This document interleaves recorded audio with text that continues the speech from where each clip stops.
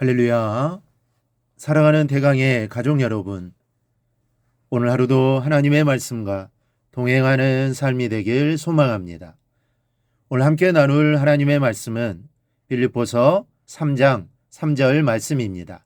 하나님의 성령으로 봉사하며 그리스도 예수로 자랑하고 육체를 신뢰하지 아니하는 우리가 곧 할례파라. 아멘. 삼가야 할 일이 있다면 힘쓸 일도 있는 법입니다. 삼가야 하는 것도 중요하지만 힘쓸 일은 더 중요합니다. 이 삼가는 것이 성을 지키는 일이라면 힘쓰는 일은 전진하여 영토를 넓히는 일입니다. 이 공격이 최선의 방어라는 말이 있습니다. 이 스포츠 경기를 보면서 이것이 진리로구나 하는 것을 자주 느낍니다. 이기고 있는 팀이 이제는 됐다 생각하고 리드하고 있는 점수를 지키기 위해 수비 위주로 경기를 하면 꼭 역전을 당합니다. 이 수비도 중요하지만 공격이 되지 않는 수비는 힘이 없는 것입니다. 그러니까 이기고 있을 때도 방심하지 말고 계속 공격해야 합니다. 언제까지 해야 할까요? 경기가 끝날 때까지 그렇게 해야 합니다. 영적인 싸움도 똑같습니다. 지키는 것도 중요하지만 전진하는 것이 더 중요합니다. 방심해서는 안 됩니다. 우리는 매일 영적인 전쟁터에서 하루를 시작하는 것입니다. 이만큼이면 됐다 하고 전진을 멈추면 그 순간 전세는 역전되고 맙니다. 싸움이 끝날 때까지 전진해야 합니다. 그래서 바울은 삼가야 할 일을 말씀하고 이어서 성도가 힘써야 할 일 세 가지를 말하고 있습니다. 삼가는 것만으로는 되지 않기 때문입니다. 먼저는 예배에 힘써야 합니다. 본문은 성령으로 봉사해야 한다라고 말씀하고 있습니다. 그런데 여기서의 봉사는 사람을 위한 봉사를 말하는 것이 아닙니다. 헬라어로 라트르온테스라는 말을 썼는데 이것은 공식적인 예배를 의미합니다. 그래서 영어 성경도 워십이라는 말을 써서 예배로 번역을 했습니다. 우리가 힘써야 할 첫 번째 일이 예배라는 것입니다. 그만큼 예배는 중요합니다. 예배가 없는 신앙은 죽은 신앙입니다.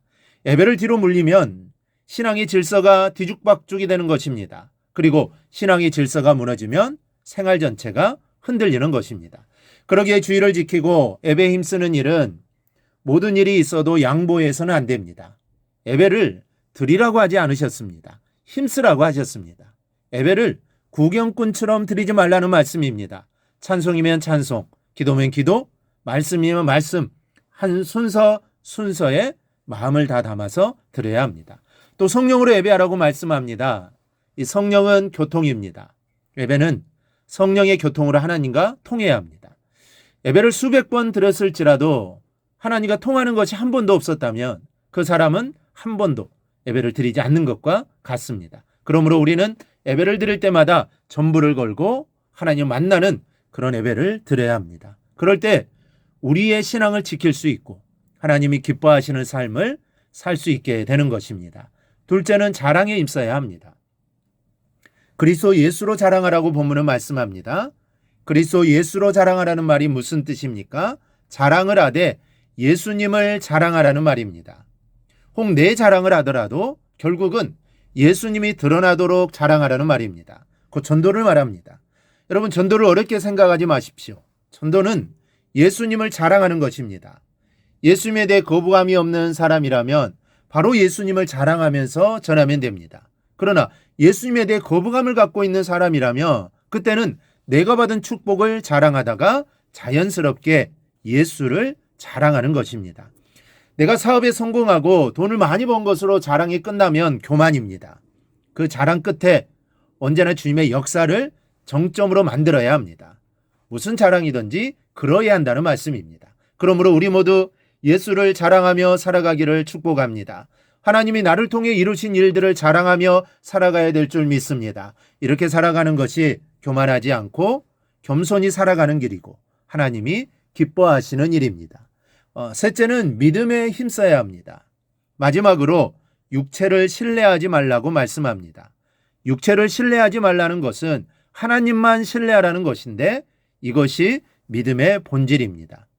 살다 보면 우리는 얼마나 우리 자신을 믿고 신뢰하는지 모릅니다.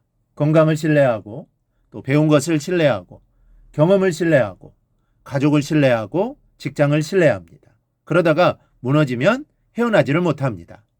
환갑이 다 되도록 건강하신 목사님이 계셨습니다. 그 나이에도 한겨울에 냉수 마찰을 하시고 산을 올라도 청년들보다 더 빨리 산을 오르면서도 숨차지도 않는 분이었습니다. 그래서 후배 목사님들의 요구로 건강 세미나를 열게 되었습니다.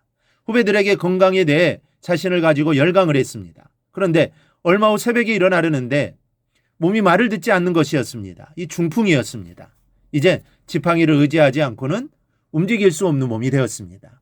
그 후 다시 후배 목사님들을 대하는 시간이 있었는데 눈물을 흘리면서 내가 너무 교만했습니다. 이제와 생각해보니 내게 주신 건강은 하나님께서 주셨는데 감사하기보다는 내 노력으로 건강을 잘 지켰기 때문이라고 생각해 왔습니다. 여러분, 교만하지 마세요. 모든 것이 하나님께로부터 오는 것입니다. 이렇게 고백을 하셨답니다.